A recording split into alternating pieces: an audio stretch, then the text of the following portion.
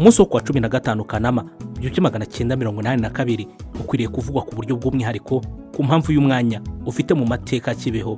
Nimwe mu matariki akomeye ku byerekeranye n'amabonekerwa y'Kibeho, atari ukubera gusa ubutumwa bukomeye bwatanzwe uwo munsi, ahubwo kubera uburyo ibyerekeranye n'amabonekerwa byafashe indi ntera kuva uwo munsi. Byari bitangaje cyane ukuntu ku munsi mukuru ukomeye wa Bikira Mariya, no kuvuga Assomption, Kibeho yari yasakayemo umwuka w'agahinda, amarira n'ubwoba. Dore bijyanye n'imyiteguro y'uwo munsi, mwibonekerwa rya Alfonsina ryo ku itariki ya 25 Kamena 1982, Bikira Mariya yari yatanze rendez-vous ku byerekeranye n'ibonekerwa rizaba ku itariki ya 15 Kanama 1982, hakaba hari no ku munsi mukuru wa Assomption. Iyi rendez-vous itangwa hari imbere gato yuko ibiruhuko binini by'abanyeshuri bitangira muri uko kwezi kwa karindwi. Inkuru ya rendez-vous yo kuwa 15 Kanama 1982 yakwiriye hose mu gihugu, ndetse igera hirenga imipaka yacyo. Ntawashidikanya ko iyi rendez-vous ariyo yatumye wahoze ari musenyeri wa diocese ya Butare, nyiricyubahiro musenyeri Yohani Batista Gahamanyi, abigiriwemo inama n'ababonye ibyabaye ku itariki ya 31 Gicurasi 1982, yarubakishije podium y'amabonekerwa ikozwe mu biti, izengurutswe n'uruzitiro rw'ibyuma. Ubu ahahoze iyo podium y'amabonekerwa hari ishusho nini ya Bikira Mariya nyina wa Jambo, ihagaze mu ndabo ziteye mu ishusho ry'inyenyeri. Hakurikijwe ibyari yabwiwe mu mabonekerwa kwa 25 Kamena 1982, Alfonsina yagombaga kuba yageze Kibeho kwa 12 Kanama 1982, no kuvuga ko yagombaga kugera Kibeho avuye mu rugo mu biruhuko iminsi 3 mbere yuko rendez-vous igera. Natalia we yarari Kibeho nkuko bisanzwe, dore ko we atari yagiye mu biruhuko nk'abandi, yari yagumye Kibeho. Muri icyo gihe Clara yahagaritse ibiruhuko bye, nawe ava iwabo imushubi maze azi Kibeho. Twibuke ko rendez-vous y'iribonekerwa yagombaga guhurirana n'umunsi mukuru wa Assomption, kandi ukaba hari umunsi mukuru ukomeye mu minsi mikuru ya Kiliziya. Icyo gihe rero hari umunsi w'ikiruhuko ku bantu bose. Uyu munsi wari wateguwe kandi utegerejwe n'abantu benshi, cyane cyane ababonekerwaga. Ku munsi nyirizina haje abantu bagera ku bihumbi 20, ugereranyije ku buryo hagombye kuza abashinzwe umutekano. Abantu baje ari benshi kubera inkuru zari zakwiriye hose Kibeho kuri iyo tariki hazabera ibitangaza. Nyamara ahubwo aho kubona ibitangaza cyangwa se ngo babone ibintu bishimishije nkuko bari babyiteguye, baratunguwe. Dore bijyanye n'amabonekerwa nyirizina. Amabonekerwa nyirizina yatangiye mu masaha y'umugoroba, arangira saa 5:30 za nijoro. Birumvikana ko amabonekerwa yamaze amasaha agera ku 8 nta guhagarara. Uko gutinda byatewe nuko buri mubonekerwa yagiraga igihe cyose yihariye, kandi rero uretse Alfonsina, Natalia na Maria Clara, hari n'abandi bavugaga ko babonekerwa, bityo bakagenda basimburana kuri podium. Byari bitangaje cyane, aho kugira ngo abantu babone ibitangaza bari biteguye, basogongejwe ku nzira y'ububabare ababonekewe icyo gihe banyuzemo. Reka tuyite inzira y'ububabare kuko urebye ubwoba, amarira, kwituragura hasi, igihunga n'imvugo byabarangaga, nta kundi umuntu yabyita. Alfonsina, Natalia na Maria Clara, Bikira Mariya babonekeye ababaye cyane. Alfonsina we yahamishe ko yamubonye asuka amarira. Alfonsina na Natalia mu makayi yabo bavuga neza uko uyu munsi wagenze, batubwira ibyabayeho byose mu gihe kibonekerwa ry'uwo munsi, bakatubwira ubutumwa Bikira Mariya yabahaye uwo munsi, kandi bakatubwira n'impamvu uwo munsi Bikira Mariya yari yababaye cyane kugeza n'aharira. Ubu ni ubuhamya bwa Natalia Mukamazimpaka. Umunsi mukuru wa Assomption ku itariki ya 15 z'ukwezi kwa 8 mu 1982 isa 10:30, Natalia yagize ati, twatangiye ishapure uko bisanzwe, nibwo mbonye aje ababaye cyane. Ampamagaye nditaba. Ati, Natalia mwana wanjye, yarafite intimba nini cyane rwose. Indirimbo turakuramutsa mubyeyi w'Imana. Natalia akomeza agira ati, nibwo mubajije nti ubabajwe n'iki mubyeyi mwiza? Ati, babajwe nuko nza mbasanga mwe mukampunga, kuko mbabwira inkuru nziza ntimunyumve, nabaho ubutumwa ntimubwakire. Ababajwe kandi n'ukuntu ibyaha bikomeza kwiyongera kandi byari bikwiye kugabanuka. Natalia ati, ko tudashobotse se twigire dute? Ko ibyo tugezaho byose tubihindura ibinyoma. Ariko kandi nta byiza birenze ibyo, uretse ko tubuze intege, ubutwari, imbaraga, ukwihangana, ubwihate n'izindi ngabire zose. Natalia ati, nakomeje musaba imbabazi, ariko nkabona arushaho kubabara cyane ku buryo amarira yabungaga mu maso. Ati, nibwo ncitse intege, nitura hasi inshuro nyinshi, nanjye ndababara cyane bitewe n'ukuntu nawe amerewe. Natalia ati, nongera kumubaza aho bwa kabiri, nti mubyeyi mwiza ubabajwe n'iki? hari ibibise nagukoreye muri iyi minsi? Ati isi imeze nabi cyane, niba muticujije ngo mwange ibyaha byanyu bibashiriyeho, niyo mpamvu bikomeza kumbabaza kuko nshaka kubakiza ruriya rwobo ngo mutarugwamo mukanga. Ihatire gusengera isi mwana wanjye kugira ngo ibyaha bigabanuke bihanagurirwe ababishaka. Nataliya aterega nuko tudafite amahoro, niyo mpamvu ugomba kuduha ibidukwiriye kugira ngo tuba abana bawe byuzuye. Nataliya aramubaza ati kuri uyu munsi mutagatifu wawe urakajwe n'iki koko? Wakwishimye tukishimana? Bikira Mariya ati sinashobora kwishima nduzi abana banjye batanyishimiye, nduzi bagiye korama. Nataliya atumaze iminsi ubabaye se cyangwa n'ubu ngubu? Ati guhera igihe mbahaye ubutumwa n'igihe nabajemo nje kubibutsa ibyo mwibagiwe mukanga kunyakira, nahise mbabara cyane uretse ko mbyihanganira. Nataliya ati nakomeje kumusaba imbabazi z'ibibi tumukorera no kumusaba kudutsindira ubute n'ingeso mbi zose.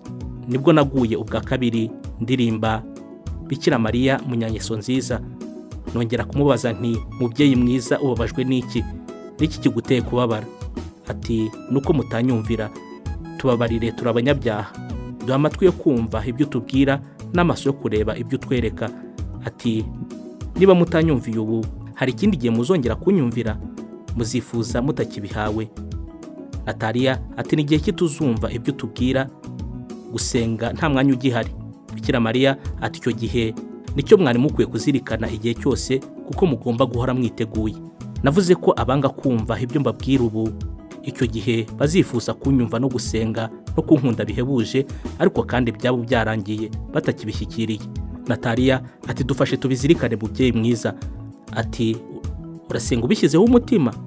Nataliya ati nubona ko nsenga neza mubyeyi kandi niba hari icyunguka. Nataliya ati naramubajije ngira nti ati se koko ukwemera kumaze kuza mu bantu benshi? Ati iyo haba ukwemera kuzuye nanjye simba mbabara kandi simba mpangayitse. Nataliya ati nkomeza kumusaba kwihangana mushobore kurangiza neza ibyo ntegetswe, ariko kubera ukuntu birirwa bantuka ngo ndikirara, ngo kuki ntatashye ndetse n'ibindi. Bikira Mariya ati se umuntu avurwa n'umutwaro atikoreye? Bihorere kuko abantu ntacyo bavuze. Nataliya ati hari benshi bibwira ko ishapure y'ububabare yasimbuye isanzwe, cyangwa se ko iyi shapure ariyo bavuga kenshi. Bikira Mariya ati mujye mubasobanurira ko igomba kuvugwa buri munsi, naho iy'ububabare ikavugwa kabiri mu cyumweru, kwa kabiri no kuwa gatanu. Muzakora ugushaka kwanjye gihe ki mutumviye umukoresha wanjye? Nataliya ati bande? Bikira Mariya atabompa ubutumwa ngo babugeze ku bandi. Yongera gusubiramo inshuro ebyiri ati muzagera igihe mushaka gusenga, kwicuza, kumvira mutakibishyikiriye, niba mutabigize ubu ngo mutangire kwicuza no gukora ibyo mbifuzaho byose. Nataliya none se ko hahirwa abemeye mbere kandi ababona ibitangaza mu mutima wabo. Nge icyo ngusaba ni ukwakira ugushaka kwawe. Indirimbo Nyagasani narakuyobotse, hahirwa umuntu utagana mu nama z'ababi. Nataliya yakomeje agira ati dufashe twoye kujya mu nama z'ababi. Ni igihe ki tuzagira amahoro tugifite umwiryane? Ni igihe ki tuzagusanga tutanyura inzira utwereka? Tuzivugurura dute dusuzugura ibyo twibutsa? Ni igihe ki uzaza wishimye ugasanga abana bawe bakwiriye? Waduhaye rwose umutima wakira. Twamera neza dute tutumvikana? Ibyo twoherereza byose tubishyira inyuma y'amatwi. Dusabire mubyeyi, turabanyabyaha, cinkoni zamba mubyeyi mwiza. Abakurangamiye bereka inzira ikugana, tabari isi mubyeyi wacu imeze nabi cyane. Ariko ntabwo bintangaje ko batumva ubutumwa bwawe kuko n'umwana wawe bamugize gutyo. Akenshi ubutumwa bwinshi nababwira ngo nibyo nihangishijeho. Indirimbo Nzasingiza Imana. Arambaza ati wubatse shapeli? Nataliya ati oya. Kubera iki? Nge simbizi kuko ntazi ibitekerezo byabo. Nzajya kubabwira babaze ko ari igisobanuro bashaka. Mbese nyereka neza imwe imwe kugira ngo nzabasobanurire birushijeho. Aho sibyo byakubabaje kubera ko batayubatse? Bikira Mariya ati oya, ariko mwana wanjye mfite byinshi bimbabaza bitewe nuko mutanyumvira. Niba y'amazi yari kutazashira, naba mboneyeho amazi adashira. Barahirwa badasuzugura ikimenyetso kikuvuyeho. Harabambaza ngo harya urahongerera ibyaha byacu? Bakumva ko nta kamaro bifite. Ati bo koko ntacyo bibabwiye bitewe n'ukuntu ari ibivume. Ntibumva amagambo mpora mbabwira, niyo mpamvu bumva ko ari umukino. Ariko umubyeyi wacu ntacyo bitwaye kuko nakweguriye ubuzima bwanjye bwose. ati hari benshi bavuga ko isi itazashira, abo barishuka cyane, hahirwa abari maso buri gihe. Ni igihe ki twaba maso, ni igihe ki twareka gutoteza abantu basenga, abakwambaza. Abasenga bazareka ryari kwitwa abasazi, abavuga ubutumwa uduha bazareka ryari kwitwa abasazi. Bikira Mariya ati igihe ababivuga babita abasazi, icyo gihe muzaba mugiye guhembwa ibyo mwakoreye. Nataliya ati mubyeyi mwiza, komeza udufashe twe kugwa muri kiriya cyobo kiduteze. Ari abasenga, abakwambaza, ubarinde kiriya cyobo. Ni igihe ki tugomba gukorera ubwami bw'ijuru, tuzumva abandi dute kwaje kudusura batemera ibyo tubwira twatumwe nawe. Udufashe gukomera ku butumwa bwawe bwose. Ni wowe ntezeho byose, ariko cyane cyane ndasabira isi amahoro, ubumwe, umugisha, ukwihangana ndetse n'ubwitonzi bushyitse. Bikira Mariya ati ni igihe kimuzumva ko nazi isi yose, aho muzi ko umubyeyi yatuma umwana umwe kandi bose atabanze. Nataliya ati nanjye ndabyibaza, bazumva ryari ko gusenga ari wo murimo Imana bashakaho. Indirimbo mubyeyi mwiza tabara isi itagwa mu rwobo, babarira abantu bose bagucumuyeho, tukwitwayeho mawe mwiza. Nataliya ati nibwo nasabiye abari mu rugendo, abatandukanye n'abatunze ubumwe. Dufashe twe abo ku isi, niki kizaduhuza? Ni igihe ki tuzakwizera ngo ibyo dutunze uzabitumenyere? Ni igihe ki tuzakira ubutumwa bwawe igihe ukoresheje igikoresho wihitiyemo? Indirimbo Bikira Mariya ni umubikira. Bikira Mariya aramubwira ati ese imibabaro yawe yose urayishimira ko ugiye kubona indi? Nataliya ati ndayishimiye. Indirimbo mawe wahebuje bose. Nataliya ati nibwo mubajije porogaramu yanjye, ntabwo yambwiye iyo ariyo, hakurikiyeho gutanga umugisha. Nataliya akomeza amubwira ati tabara isi imeze nabi, maze ahari umwanda uhashyira isuku, ahari icyaha uhashyira ubutungane, akira ibyifuzo by'abandi bagutakambira. Abo witoreye turakwiringiye, abo uyobora turakugana, wowe uduha umugisha wawe turagushimiye. Nataliya akomeza agira ati ngiye kunywa amazi naravuze nti aya mazi anyuhagire ibi byose nakoze, ankize ibintera imidugararo byose, antera imbaraga, amfashe gukomera ku murimo wanjye, guhora nkumvira, andindira ubuzima bwanjye bwose. Ndapfukama maze nti ibiganza byanjye bijye bikora icyo ushaka, ndakwiragije mu buzima bwanjye bwose. Aragenda. Nataliya yakomeje agira ati nyuma nicaye mu bandi, ambwira gufata ururabo rumwe rumwe mu zari zihateguye. Nibwo aciye akarabo gato ngo njye ngendana iminsi yose hamwe n'ishapure, yaba iy'ubabare cyangwa se isanzwe. Ntabwo ari njye wagaciye, ahubwo niwe wagakuyeho kagwa hasi, nyuma ndagatoragura. Ibyerekeye izo ndabo yambwiye ko zimwe nzazishyira ku musego zose uko ari 6, naho ako gatoya kagashyira aho ndambiriza. Ubwo zose ni 7, bigakomeza kunyibutsa ububabare bwe 7. Arakomeza hatugomba kwakirana ibyishimo, imibabaro ubona yose ukayibonamo ubwuzu n'umunezero mu buzima bwawe. Arongera ati imibabaro yawe igomba kuba mibi ku mubiri, ariko kuri roho igasa n'izindabo, igashimisha nkazo. Niyo mpamvu ngomba kuzigendana kugira ngo ndusheho kubizirikana no kwishimira iyo mibabaro. Hanyuma nagiye muri dushe ngiye gusenga, kubera ko ari umutima wanjye wifuje kujya. Navugiye dawe uri mu ijuru 7, ndakuramutsa Mariya 7, ubahwe Imana Data 7, nkomeza gusabira isi amahoro no kwihangana. Mpavugira n'isengesho ryo gushimira Bikira Mariya ko yampaye imbaraga zo gusengana umutima mwiza. Dore bijyanye n'umwanzuro, tugomba kutababaza umubyeyi Bikira Mariya n'abandi bose baduha amategeko kugira ngo dushobore kuba abana byuzuye b'Imana. Tubigerageze twese kugira ngo umubyeyi wacu yishime. Dore bijyanye n'ubuhamya bwa Alfonsina mu mureke. Mu ikaye ye Alfonsina yanditse agira ati Bikira Mariya yaje uko adasanzwe. Yaje afite agahinda kenshi cyane, ngiye kumuririmbira mawe wahebuje bose gutona ku muremyi, ngeze hagati arambuza, sinayirangiza, yitura hasi cyane. Icyambabaje nuko yaje arira. Alfonsina ati kuki urize noneho? Ayo marira mbonye n'ayiki? Aranyihorera. Kuki nkuvugisha ukanyihorera? Arongera aranyihorera. Aho ari nge wakuririye ni wowe undirira?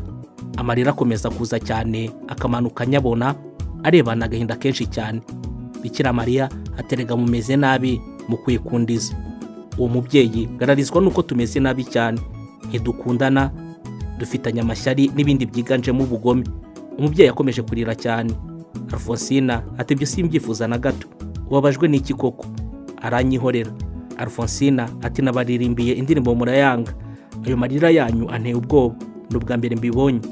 Noneho Bikira Mariya aravuga ngo ndirimbira abantu banyituye inabi ndayiririmba. Alfonsina ati mbabarira mubyeyi wanjye, reka kurira. Rwose kubona ushigaje inshuro 3 ukaba utakinyiyeretse nkaho wanyiyeretse useka uranyereka kurira. Bikira Mariya ati mwana wanjye narafunguye ntibinjira. Ibi yabivuze inshuro 3.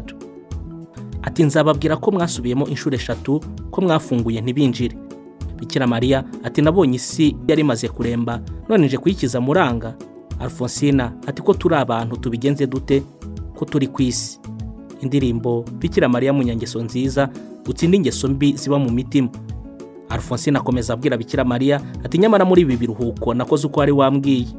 Bikira Mariya ati nibyo wakoze se? Alfonsina atuzi ko bavuze ngo nugushaka kuzerera.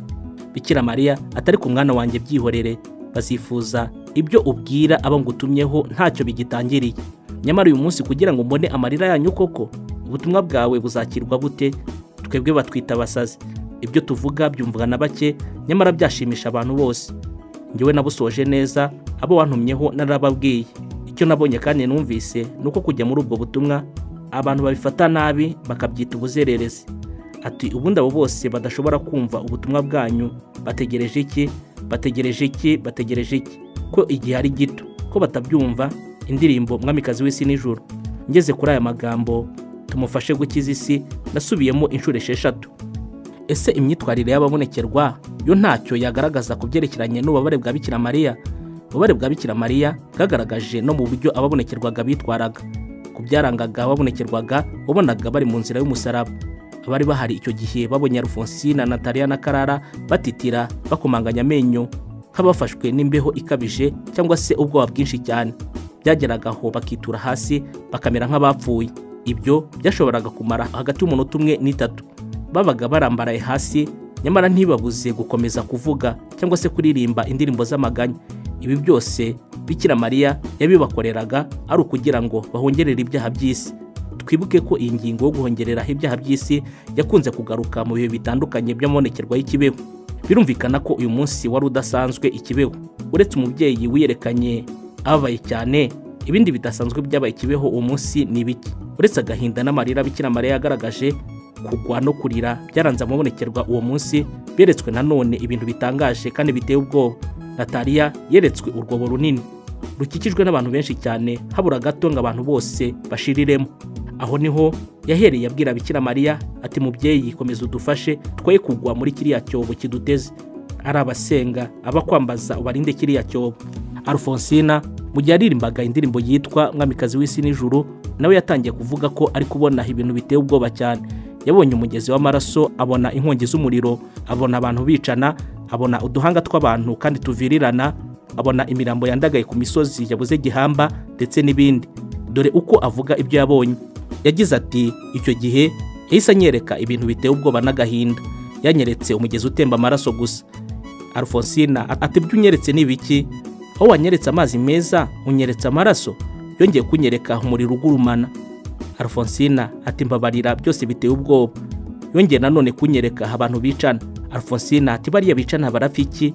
Icyo gihe nari mfite ubwoba bwinshi cyane.